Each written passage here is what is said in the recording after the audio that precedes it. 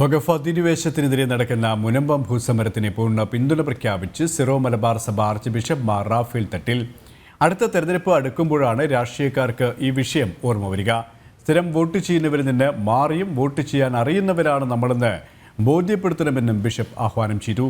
ക്രൈസ്തവ പുരോഹിതർ വർഗീയത പറയുന്നുവെന്ന വഖഫ് മന്ത്രിയുടെ പരാമർശത്തിനും ബിഷപ്പിന്റെ മറുപടി. മന്ത്രിയുടെ വാക്ക് കേട്ട് ലോഹ ഉരുവെക്കാനാകുമോ എന്നും ബിഷപ്പ് ചോദിച്ചു. 28 ദിവസമായി തുടരുന്ന മുനമ്പം ഭൂസമരത്തിന് പിന്തുണയുമായി സമരപ്പന്തലിലെത്തിയ സീറോ മലബാർ സഭ ആർച്ച് ബിഷപ്പ് മാർ റാഫേൽ തട്ടിൽ ഭരണ പ്രതിപക്ഷ പാർട്ടികളുടെ നിലപാടിനെ ശക്തമായി വിമർശിച്ചും വഖഫ് നിയമ ഭേദഗതി അനിവാര്യമാണെന്ന നിലപാട് അറിയിച്ചുമാണ് സംസാരിച്ചത്. മുനമ്പം നിവാസികളുടെ സമരത്തിന് പൂർണ്ണ പിന്തുണ അറിയിച്ച ബിഷപ്പ് മുനമ്പം ജനതയുടെ ആശങ്ക കാണാത്ത രാഷ്ട്രീയക്കാർക്ക് കണക്ക് ചോദിക്കാൻ അറിയുന്നവരാണ് നമ്മളെന്ന് തെളിയിച്ചു കൊടുക്കണമെന്നും ആഹ്വാനം ചെയ്തു.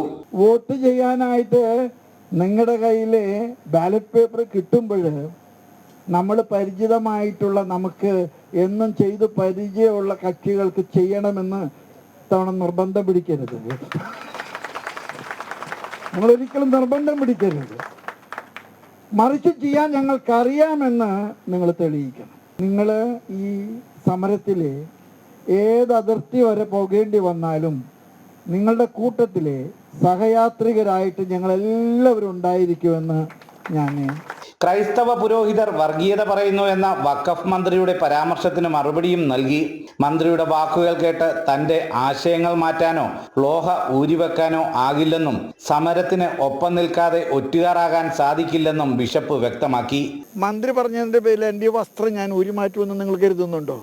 ഞാൻ നിൽക്കുന്ന ആശയങ്ങൾ മാറ്റുമെന്ന് ഞാൻ വിചാരിക്കുന്നുണ്ടോ?